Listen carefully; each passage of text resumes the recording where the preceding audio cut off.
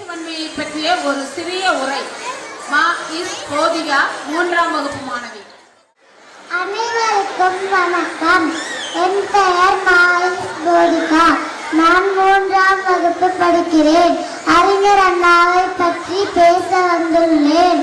குள்ள உருவம், குறும்பும் பார்வை, கரைபடிந்த பற்கள், கவலை இல்லாத தோற்றம், நறுக்கப்பட்ட மீசை, நகைத்தவழும் முகம், சீவாத தலை, செருப்பில்லாத கால்கள், இடுப்பில் பொடிமட்டை, கையில் வெற்றிலை பாக்கு, இப்படிப்பட்ட அடையாளங்களோடு இருப்பவர் தான் பேரறிஞர் அண்ணா என்று நாவலர் நெடுஞ்செழியன் கூறினார்.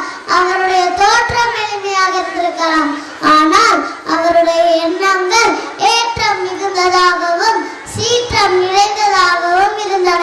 ஒரு முறை இங்கிலாந்துல மொழியியல் மாநாடு நடந்துச்சு. அதுல நிறைய தலைவர்கள் எல்லாம் கலந்துக்கிற போயிருந்தாங்க. அதுல அண்ணாவும் கலந்துக்கிற போயிருந்தாரு.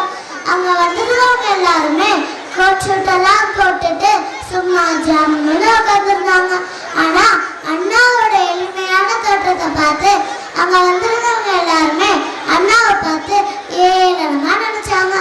நம்ம ஊர்ல ஆங்கில வழியில படிக்கிறவங்க எல்லாம் தமிழ் வழியில படிக்கிறவங்களை பார்த்து ஏளனமா நினைப்பாங்கல்ல, அது மாதிரி அண்ணா பேச வேண்டிய நேரம் வந்துருச்சு. நம்ம அங்க வந்திருந்தவங்க எல்லாருமே அண்ணாவை பார்த்து இவனெல்லாம் என்ன பேசுற போறான், my name is CN Annadurai அப்படின்னு சொல்ல போறான் அப்படின்னு நினைச்சாங்க. அண்ணா பேச தொடங்கினாரு. ஆங்கில இலக்கணத்துல ஒரு விதி இருக்கு.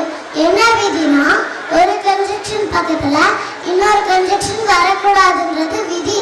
அண்ணா பேசின முதல் வார்த்தையே no sentence can start with because is a conjunction சொன்னாரு.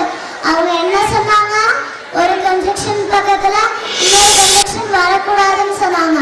ஆனா அண்ணா பிகாஸ்ன்ற கன்ஜெக்ஷனை 2 கம்மாவை கடன் வாங்கி 3 பிகாஸ் போட்டு அரங்கத்தையே அதிர வைத்தார். மறுநாள் ஆங்கில நாளேடுகள்ல என்ன வந்துச்சுன்னா, அண்ணாவோட புகைப்படத்தை போட்டு mister CN Annadurai is south Asian Bernard Shaw broken the English grammar rule அப்படின்னு வந்துச்சு. அவங்க என்ன நினைச்சாங்க, அண்ணாவை பார்த்து ஏளனமா நினைச்சாங்க. ஆனா